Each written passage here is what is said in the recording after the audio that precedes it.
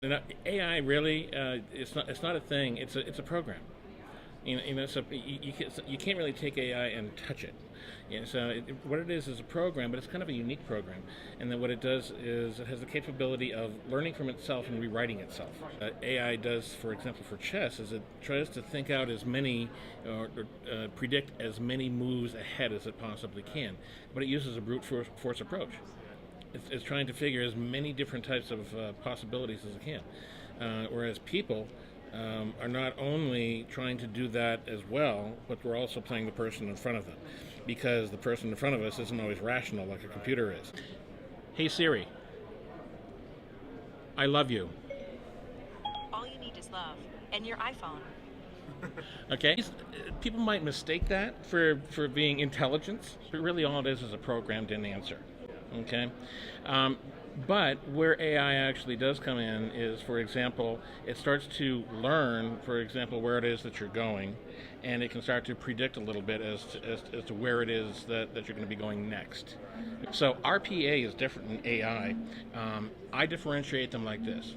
RPA, robotic process automation, is taking what you would normally do and asking a machine to do it.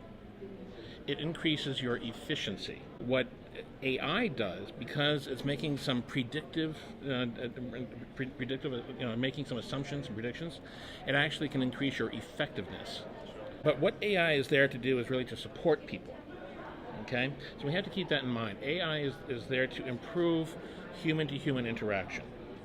And also, anytime that any new technology arrives, I mean, this has been true since, I think the most famous one is the Luddites back in the early 1800s, right? And so a new technology creates fear because they fear that they're going to be displaced. Well, every time this happens, a new industry pops up around what was just created. And there's more opportunity, right? So, but it's a different opportunity, so people are going to have to probably, if it does displace them, learn to do something else.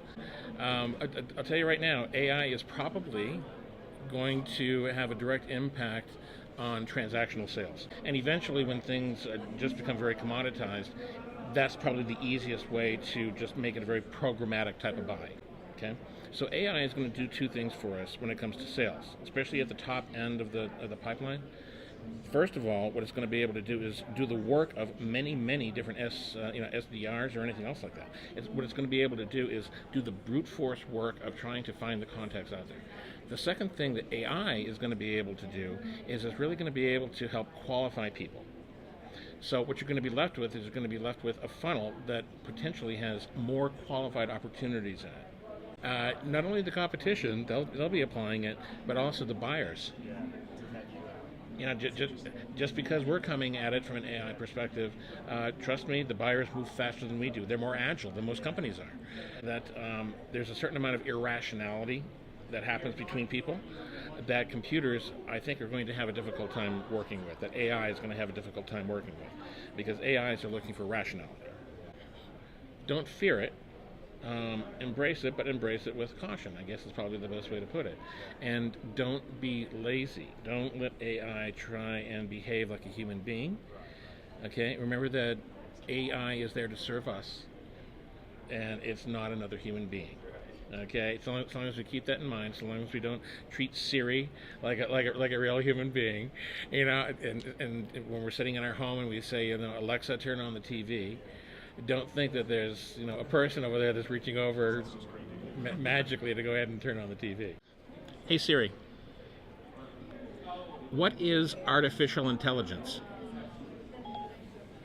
Artificial intelligence, sometimes called machine intelligence, is intelligence demonstrated by machines, in contrast to the natural intelligence displayed by humans and other animals. Would you like to hear more?